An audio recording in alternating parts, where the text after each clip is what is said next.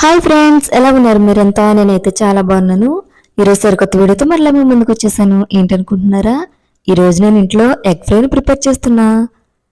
Already నిన్న మన ఛానల్లో పుల్కాలను ఎలా ప్రిపేర్ చేయాలి అనే వీడియోని మీతో షేర్ చేసుకున్నా. ఆ పుల్కాల్లోకి ఎగ్ ఫ్రైని ఎలా ప్రిపేర్ చేస్తున్నాను అనే వీడియోని ఈరోజు మీతో షేర్ చేసుకుంటున్నా. ఒకవేళ మీకు ఎగ్ ఫ్రై రాకపోయినా లేకపోతే నేను ఎలా చేస్తాను అని చూడాలనుకున్నా ఈ వీడియో మొదటి నుంచి చివరి వరకు మిస్ కాకుండా చూడండి. దయచేసి నెగిటివ్ కామెంట్స్ మాత్రం చేయొద్దు. చూసారు కదా ఫ్రెండ్స్, ముందుగా స్టవ్ ఆన్ చేసి దాని మీద ఒక మూకుడు పెట్టి 2 టేబుల్ స్పూన్ వరకు ఆయిల్ వేసానండి. ఇప్పుడు దాంట్లో 2 నుంచి 3 వరకు పచ్చిమిర్చి యాడ్ చేశాను. అదేవిధంగా కొద్దిగా కరివేపాకు, ఈ 2 కూడా గోల్డెన్ కలర్ వచ్చేంత వరకు ఫ్రై చేసి ముందుగానే తరిగి పెట్టుకున్న ఉల్లిపాయలు అందులో యాడ్ చేయాలి. నేనైతే 2 ఉల్లిపాయలను యాడ్ చేశానండి. ఒకవేళ మీకు ఇంకా ఎక్కువగా కావాలి కర్రీ అంటే ఇంకా ఎక్కువగా ఉల్లిపాయలను అయితే యాడ్ చేసుకోవచ్చు. ఇప్పుడు దీంట్లో చిటికెడు పసుపు వేస్తున్నాను. అదేవిధంగా ఉల్లిపాయలకి తగినట్టు సాల్ట్ని యాడ్ చేస్తున్నా.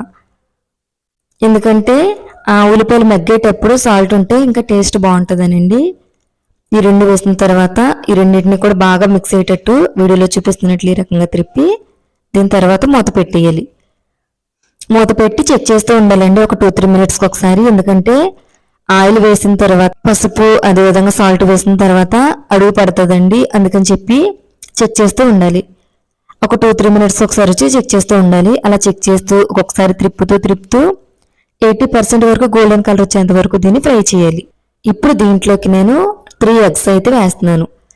ఒకవేళ మీరు ఇంకా ఎగ్స్ కావాలంటే ఇంకొంచెం పచ్చిమిర్చి అదేవిధంగా కొద్దిగా ఉల్లిపాయలు కూడా యాడ్ చేసుకోవచ్చు. నేను ఓన్లీ 3 ఎగ్స్ మాత్రమే కాబట్టి ఈ క్వాంటిటీలో తీసుకున్నా. మీరు ఎగ్స్ని బట్టి మీ క్వాంటిటీ మార్చుకోవచ్చు. 3 ఎగ్స్ వేస్తున్నాను. ఎగ్స్ వేసుకోగానే హై ఫ్లేమ్లో పెట్టి మొత్తం కూడా ఈ నేను వీడియోలో చూపిస్తున్నాను కదండి ఈ రకంగా మిక్స్ అయ్యేటట్లు తిప్పాలి. మీరు అలా త్రిప్పలేదనుకోండి అదంతా ఒక ఆమ్లెట్ లాగా అయిపోద్ది తప్ప ఎగ్ ఫ్రై లాగా రాదు. అలా త్రిప్పుతూ ఉండాలి. ఒకవేళ మీకు ఎగ్ ఫ్రై కూడా చేయడం రాదా అని అయితే అనుకోవద్దు. ఒకవేళ రాని వాళ్ళు ఎవరైనా ఉంటే వాళ్ళ కోసం వీడియో అయితే చేయడం జరుగుతుంది. చూసారు కదండి, ఎగ్ ఫ్రై అయితే ఇలా చేయాలి. అడుగు పడుతుంది, కాకపోతే మీరు ఏం టెన్షన్ పడద్దు. అలా కలిగి త్రిప్పుతూ ఉంటే ఆటోమేటిక్గా దేనికై సపరేట్ అయిపోతాయి. ఇలా సపరేట్ అయ్యేంత వరకు త్రిప్పిన తర్వాత దీంట్లో ఇప్పుడు సాల్ట్ చూస్తున్నాను. సాల్ట్ ఎంత ఉందో చూస్తే నాకు లైట్గా తగ్గినట్టు అనిపించింది. మళ్ళీ సాల్ట్ యాడ్ చేసుకుని దాంతోపాటు లైట్గా పసుపు కూడా యాడ్ చేశానండి. ఇప్పుడు 2 కూడా మిక్స్ అయ్యేటట్లు బాగా త్రిప్పిన తర్వాత మరలా మూత పెట్టేసి అలా ఉంచేస్తున్నా. మూత పెట్టి అస్తమాట అలా ఉంచకూడదండి, త్రిప్పుతూ ఉండాలి. ఎగ్ ఫ్రై ఏంటంటే కింద అడుగు పడుతూ ఉంటుంది కాబట్టి 2-3 మినిట్స్కి ఒకసారి త్రిప్పుతూ ఉండాలి. చూసారు కదా, నేనైతే ఎలా చేస్తున్నానో మీకు ప్రతిదీ కూడా చూపిస్తున్నా. ఇప్పుడు వచ్చేసి దీంట్లో 1 టేబుల్ స్పూన్ వరకు నేను కారాన్ని అయితే యాడ్ చేశాను. దీంట్లో 1/2 టేబుల్ స్పూన్ వరకు నేను కారాన్ని యాడ్ చేశానండి. ఒకవేళ మీకు కారం ఎక్కువ కావాలంటే ఇంకొంచెం యాడ్ చేసుకోవచ్చు. నాకైతే ఈ కారం చాలండి, అందుకే నేను 1/2 టేబుల్ స్పూన్ వరకు కారాన్ని యాడ్ చేసుకున్నా.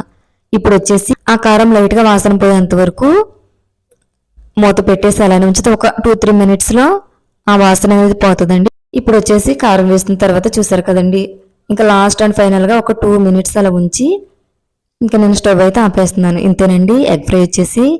నేనైతే మసాలాలు ఏం లేకుండా ఎగ్ ఫ్రైని ఈ రకంగానే ప్రిపేర్ చేస్తాను. మసాలాలు కూడా యాడ్ చేసుకోవచ్చు, కానీ ఎగ్ ఫ్రైలో కూడా మసాలాలు ఎందుకని నేనైతే యాడ్ చేయను. రోటీల్లోకి లేదంటే చపాతీల్లోకి ఇలానే ఎగ్ ఫ్రై చేస్తానండి. ప్రతి కర్రీలో కూడా మసాలాలు వాడడం ఇష్టం ఉండదు. కొన్ని నాన్ వెజ్ వాటిల్లోనే ఎక్కువగా వాడతాను.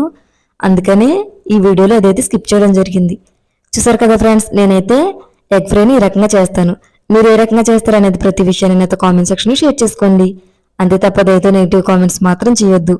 చూసారు కదండి, ఈ వీడియో కనుక మీకు నచ్చితే లైక్ చేయండి, షేర్ చేయండి, అదేవిధంగా మన ఛానల్ని సబ్స్క్రైబ్ చేసుకోండి.